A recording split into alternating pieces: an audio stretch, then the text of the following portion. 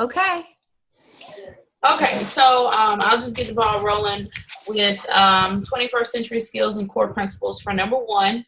The question or the discussion topic was K-12 education will prepare all students with 21st century knowledge and skills. All right, so for areas of concern, I have being a teacher in the 21st century requires you to be open. Okay, well, I'm sorry. I hear that's some noise in the background. Can you? Oh, is that the wind? Can you hear it? Yeah, I can hear it. I'm not sure what that is, though. Okay. Okay. I want to make sure we're clear. Okay. Okay. So 21st century teachers should be open to change, willing to learn new skills which require trainings, your willingness to work and collaborate with your fellow teachers. Those are some areas of concerns because a lot of times, like we talked about before, teachers who have, let's say they're year 29 and they're ready to tap out, they're not really open to, learning something new or doing more PD to learn something new. They're kind of at the point where it's like, I've been doing this for 20 years and I'm going to stick with it. So that's a big concern for some of our educators. Personal, for our new teachers coming into a new building, trying to find your place, trying to find where you fit in, which is absolutely necessary, because you need to have a support system. And that requires maybe your principal may assign a mentor, which I think most schools do. You absolutely want to have that and, have a good relationship. I also spoke on the school and district policies and procedures. Every school and every district has policies and procedures. A lot of them we don't even know, but they're out there. But you will know if you don't abide by that policy or procedure. Someone will let you know. So, we have procedures and policies on how we should dress, how the students should dress, the standards we're supposed to teach, and how we can teach them. So being a 21st century educator requires a lot of knowledge across the board. Dealing with parents in the community is a big area. As we all know, sometimes each year we have those challenging but we still have to be open to them and communicate and be willing to listen and keep our community in the know of what's going on in our schools. I'm pretty sure most schools do the all calls to let parents know what's going on at the school that week. And of course, our school does that as well. So that's a good way to keep the community in the know of what's going on. Okay. One of the problems can be a lot of problems with the 21st century. We are all basically on that road of preparing students for college. Every student is not going to college, but it seems to be the push of we got to get them college ready. I think learning a trade and things like that have kind of gone to the wayside, and that needs to be brought more up front. I have students in my class who I know, they know, their parents know, they're absolutely not going to college, but they need a skill or they need a trade. And I think we need to get back to that. And my last part is new ideas and strategies. To continue with the better part of educating in the 21st century and preparing students for their future, always keep students engaged. You want to keep behavior issues to a minimum. You don't want to spend your instruction time focusing on behavior. Right. We lose a lot of time when we have to do that, which I think is a lot of times why the private schools get put into this high standard box, because they don't deal with a lot of behavior issues just because they won't tolerate it. Whereas in the public school, that is an issue that we have to deal with each and every day. And I think I'll stop right there and I'll let someone else pick up where I left off. Okay. Someone else feel free to go. I guess I can go ahead and go. Since I wasn't really able to meet with you guys, I'm not sure if this is going to fall into line of what you guys talked about. But one of the areas concern that I came across is we are set to provide a specific curriculum to students. So where does this 21st century learning fit into the curriculum? And an issue is, should we put it within the curriculum that's already existing, integrate it, or redo the whole entire curriculum altogether? So that's the one issue that I came across first. So with integrating that into the curriculum, other issues come across, such as what kind of knowledge is needed. Mm-hmm. So what teachers are going to need to know in order to develop the type of curriculum, what instructional methods are going to be used, and then how we're going to assess the 21st century skills that we're trying to teach the students. And I think Paula was right in stating that we're trying to get the students college and career ready. Mm-hmm. And I actually came across this little video that talked about we're preparing students for jobs today that don't even exist yet. And one of the other things that I came across is that the technology they're learning today will be obsolete 3 years from now too. So we just keeping abreast of new 21st century skills all the time. And I think that's going to be constantly changing, and we're going to have to constantly rework the curriculum all the time. What is something else? The role of non-formal and formal education as it supports the 21st century learning. So looking at strategies that link both what is learned inside school as outside of school. Mm-hmm. Bringing that into the classroom, because students are so aware now of everything that's going on because of technology. So then, like what Paula was saying, teachers can't be afraid of it.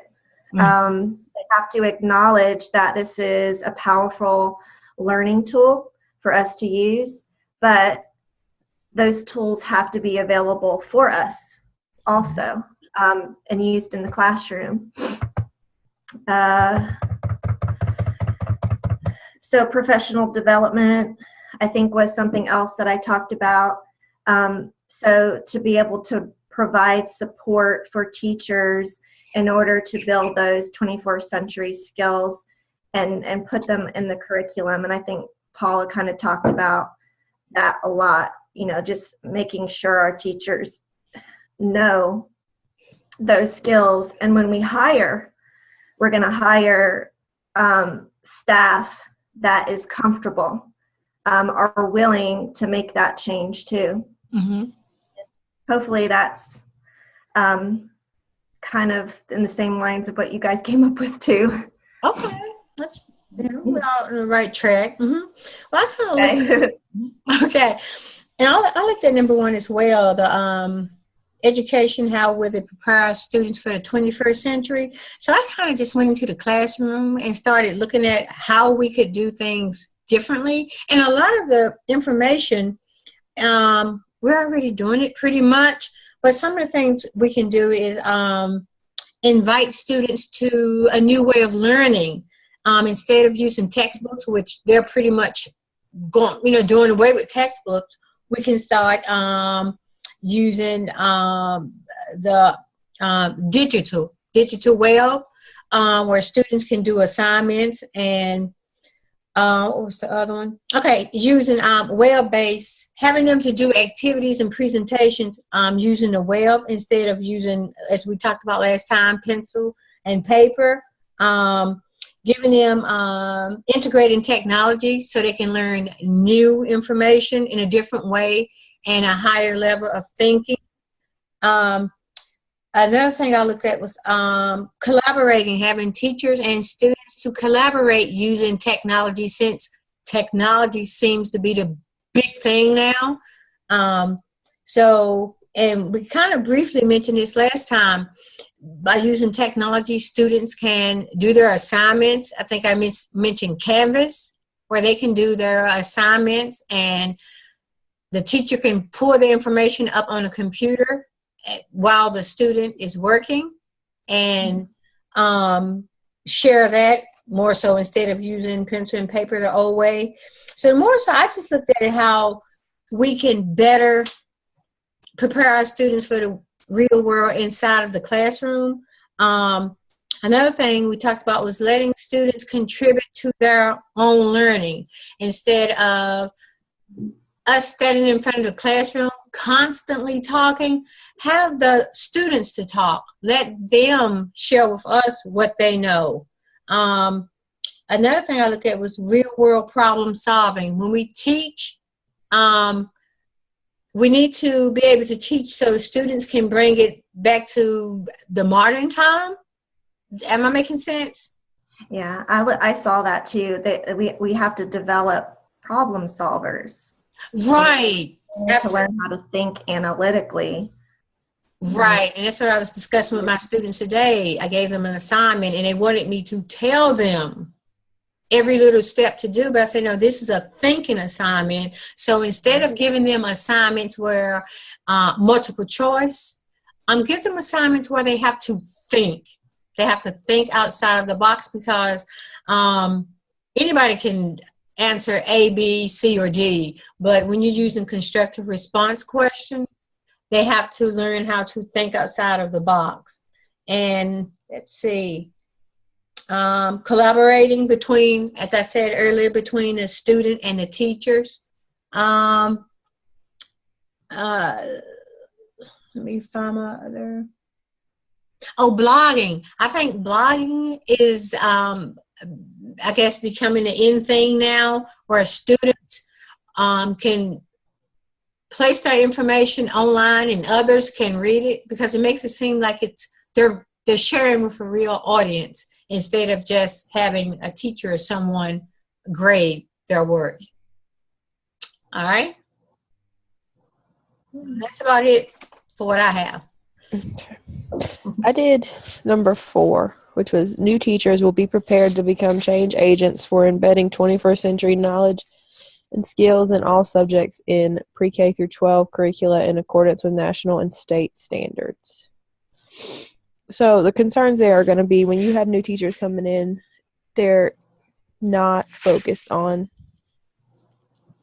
as a new teacher, from what I went through, you want to make sure your standards are met.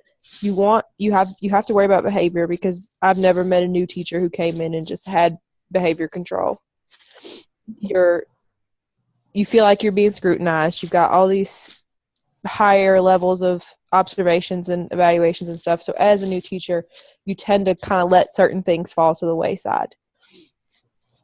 And some of those things are going to be making sure that those 21st century skills are built into your lessons, because you want to let them use technology, but if technology creates a behavior problem, you might be more likely to not do it because you're trying to control behaviors in the first place. So that would be the concern, would be that the new teachers coming in are going to have more trouble with figuring out how to build those 21st century skills than someone who's a little bit more experienced. So some of my ideas for ways that we could fix that would be to partner new teachers with a more experienced teacher in their same curriculum area. So someone who's a science would be paired with the science. So that's somebody who's got a whole lot more experience with the standards and the actual content and can help that person more so than somebody who's just, somebody from central office coming in as a mentor or something. And I also was thinking about sending them to PD, because I know in my first couple years of teaching, the professional developments that I got to go to did more for me than probably anything I learned as an undergrad. Okay. And then just having workshops at the school regularly with curriculum facilitators or whatever the case may be. And my idea for how to formatively assess whether or not those new teachers are embedding that content is have them submit their lesson plans every week, which most principals do anyway. But, have them highlight the 21st century skill in each lesson plan in like a certain color.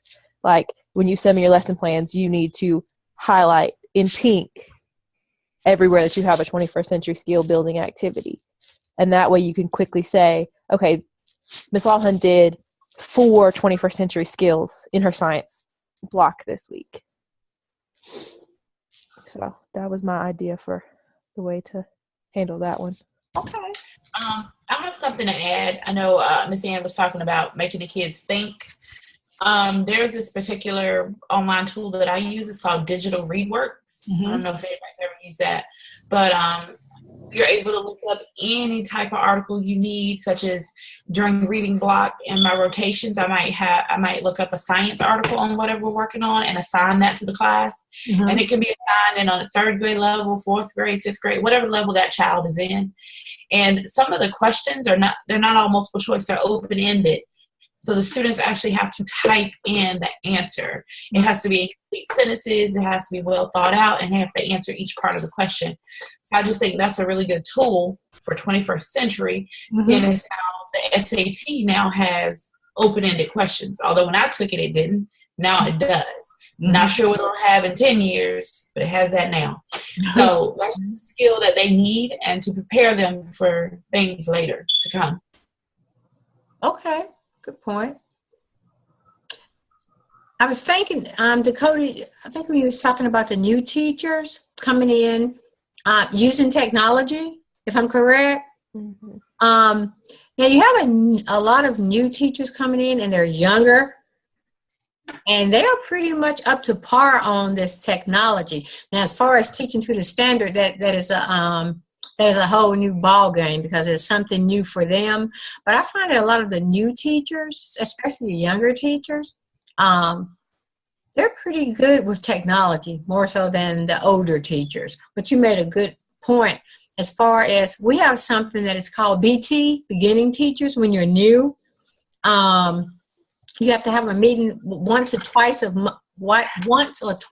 month, where you do go over to central office and meet with other teachers. Kind of like a mentor, but we also have the mentoring program as well. So we have this thing called beginning teachers that they make sure that you're on the right track, that you're doing what you're supposed to be doing. If you're confused about anything, then they can step in and assist.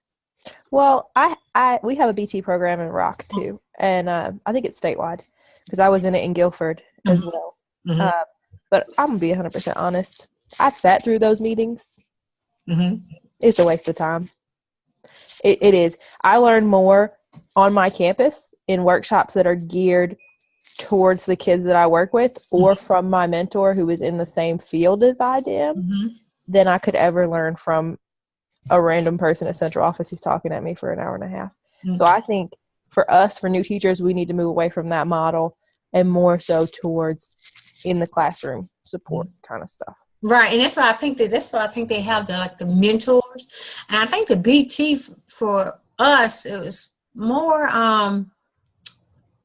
maybe, I don't want to say the higher level problems that you may run into, but somewhat similar. But yeah, you're right about having a mentor in the classroom and somebody in your same area, your same content area. Okay, anything else we would like to add? How to improve teaching in the 21st century? I did want to add that sometimes with our newer, younger teachers straight out of college, they have the mentality of, I'm going to go in and I'm going to do this, this, and this, and this. And sometimes it's too much technology. And they lose the children, and it's like, okay, what was the point? And what was the purpose? What was the point? You kind of lost it within all that technology. There are some teachers who are like, well, I use Google this and I use Google that for my kids, and they need to respond this way and respond that way. I'm like, well, that's well and good, but what did they learn? That is an excellent point. We used all this technology, so that was good. Yeah, but what did they learn? So we had that discussion not too long ago that teachers are getting so wrapped up in technology that they are forgetting to teach the students. And that is an excellent point. You're forgetting all about the lesson plan, how to teach it, or even concerned with if the students are learning what you are teaching. They're just so caught up in using technology. And most of the kids are, most of my students, and I'm going to have to be honest, they're well advanced in technology. And they probably know more than probably all of us combined. They are really, really good with technology. Right. I think the main important thing is that we need to make sure that we are teaching and they are learning. So I think we are getting a little bit carried away with technology, more so than the content. Or kind of overusing it.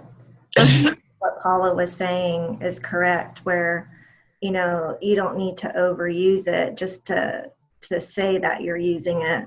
There has to be a meaning behind it. Because it's actually taken away from us as an educator. I would say if every time I walked into your classroom, your student is on the Chromebook or laptop, and you're just kind of standing there or walking around, well, then what are you doing to teach kids, you know? And maybe I could be wrong about this, but I mean, 21st century skills doesn't necessarily mean technology either. I think it goes back to what you were stating, that it also means collaboration and working together, communicating effectively. Exactly. It means not sitting in rows, doing group work, things like that.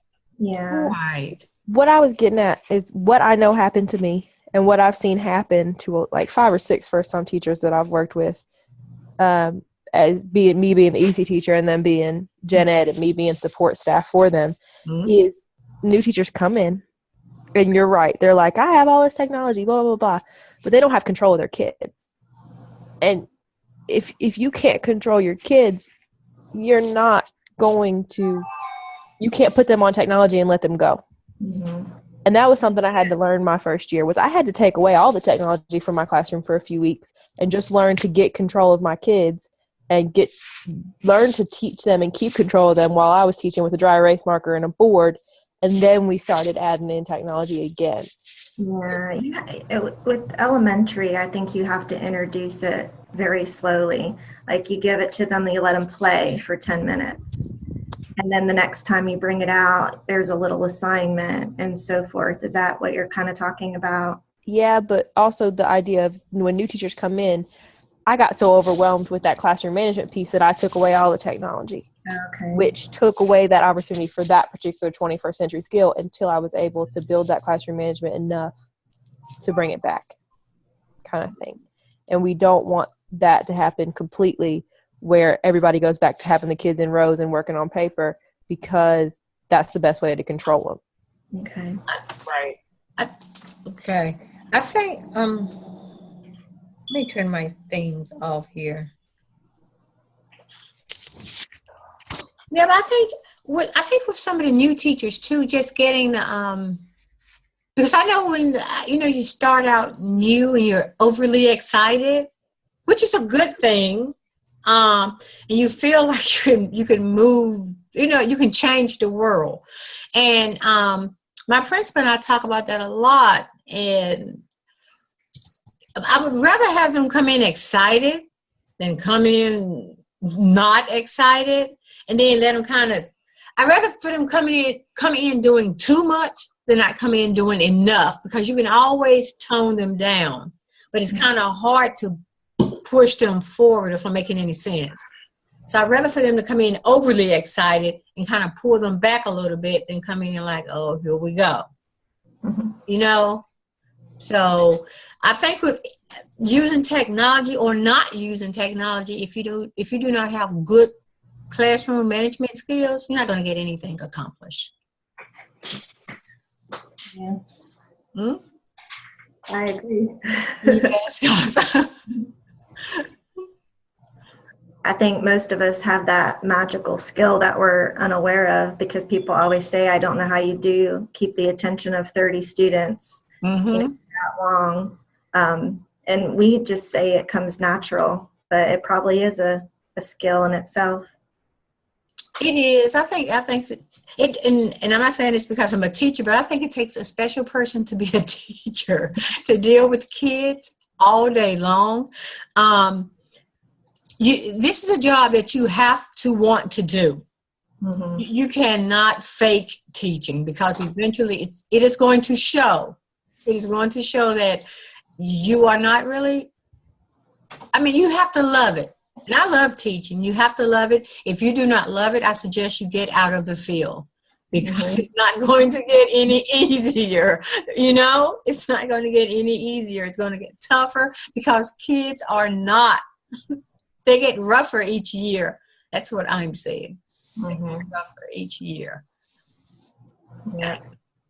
So, I mean, if it's not a field that you want to be in, gotta go, because it's not going to work. And kids will know if you like what you do or not. They will know. You show up every day looking like, oh, Jesus. And they're going to feel the same way, you know? So you have to show up excited. I think we're all feeling that way right now, man. What? I think the students, I can see it. I can see it in my students. I mean, I'm being honest. I love teaching, and teaching is my passion. But I'm ready for spring break. I'm so ready for spring break, you know, because everybody needs a break, you know. So You need that time to go find some more 21st century things to do. yes. Right. Yeah, so anything else we would like to add? I think this was kind of fun tonight, kind of. That was good.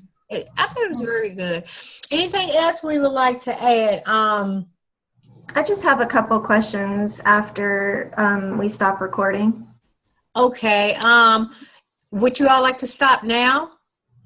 I'm good with that. Okay, let me make sure, because you know, okay, stop recording.